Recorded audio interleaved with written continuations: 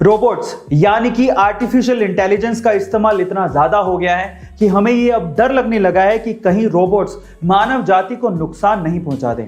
और उसके बहुत सारे एग्जाम्पल्स देखे भी गए हैं। सन 2011 में वैज्ञानिकों ने एक रोबोट बनाया था और जब उस रोबोट से पूछा गया कि कहीं रोबोट मानव जाति पे राज तो नहीं करेंगे, तो रोबोट ने पता है क्या जवाब दिया? रोबोट ने कहा कि चिंता मत करो, हम तुम लोगों को चोट नहीं पहुंचाएंगे, सिर्फ कैद करके रखेंगे। जैसे ही वैज्ञानिकों ने यह बात सुनी, उन्होंने तुरंत रोबोट को बंद कर दिया, उसे तुरंत शट डाउन कर दिया।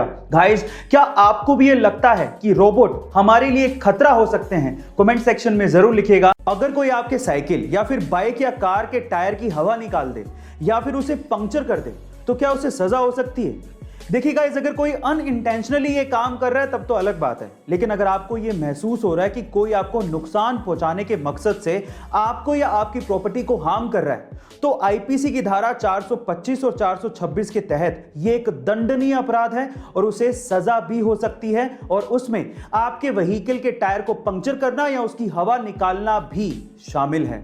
इसके लिए आप उसकी शिकायत कर सकते हो और साबित होने पर उसे 3 महीने की सजा या फिर जुर्माना या फिर दोनों हो सकते हैं। मैंने भी ये इंफॉर्मेशन सुनी थी, सोचा आप लोगों को बता दूं। मुकेश अंबानी यानी कि हमारे मोटा भाई जितने मशहूर हैं, उनसे ज्यादा मशहूर है उनका घर एंटीलिया। एंटीलिया को अगर हम लोग इंडिया का सबसे आलीशान घर कहें तो गलत नहीं होगा, लेकिन क्या आपको पता है कि एंटीलिया दुनिया की दूसरी सबसे महंगी प्रॉपर्टी है? जी हाँ गाइस, आप ठीक सुन रहे हैं। पर फिर पहले नंबर पर कौन सी है? तो चलिए मैं आपको बताता हूं। दुनिया की सबसे महंगी प्रॉपर्टीज में पहले नंबर पर है बकिंगम पैलेस, लेकिन वो एक रॉयल प्रॉपर्टी है, एक पब्लिक प्रॉपर्टी है जिसका कोई एक ओनर नहीं है, जिसकी टोटल इवैल्यूएशन है $5 बिलियन, यानी कि 35,000 करोड़ रुपए। और दूसरे नंबर पर आती है मुकेश अंबानी की एंटीलिया, जो कि एक प्राइवेट प्रॉपर्टी है जिसे मुकेश अंबानी खुद ओन करते हैं, जिसकी आज की इवैल्यूएशन है $2 बिलियन, यानी कि 14,000 करोड़ रुपए।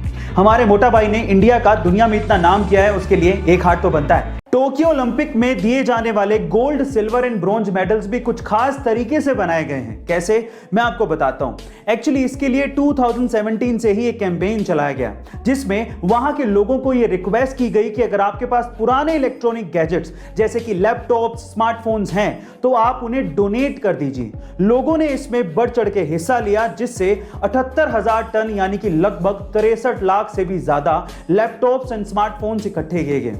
फिर उसमें से मेटल्स को निकाला गया और उन्हें रिसाइकिल किया गया और उसके बाद इन मेडल्स को बनाया गया। इस प्रोजेक्ट को टोक्यो 2020 मेडल प्रोजेक्ट का नाम दिया गया था। पीने के पानी को बोतल में पैक करके बेचना आज के टाइम पे कोई बड़ी बात नहीं है और हम लोग खरीद भी रहे हैं। पर आप ये भी सोचिए कि पानी तो फ्री का नेचुरल रिसोर्स था, फ्री में मिलता था। अब इस फ्री की चीज को भी जिसने बेचने की सोची, वो बंदा बहुत दिमाग वाला होगा ना। पर सवाल ये उठता है कि वो बंदा था कौन? चलिए मैं आपको बताता हूं। 1965 में इटली के रहने वाले फेलिस बिस्लेरी को सबसे पहले आइडिया आया था और तब उन्होंने बिस्लेरी को शुरू किया था। लेकिन इंडिया में इस चीज को एग्जीक्यूट करने वाला कौन था पता है?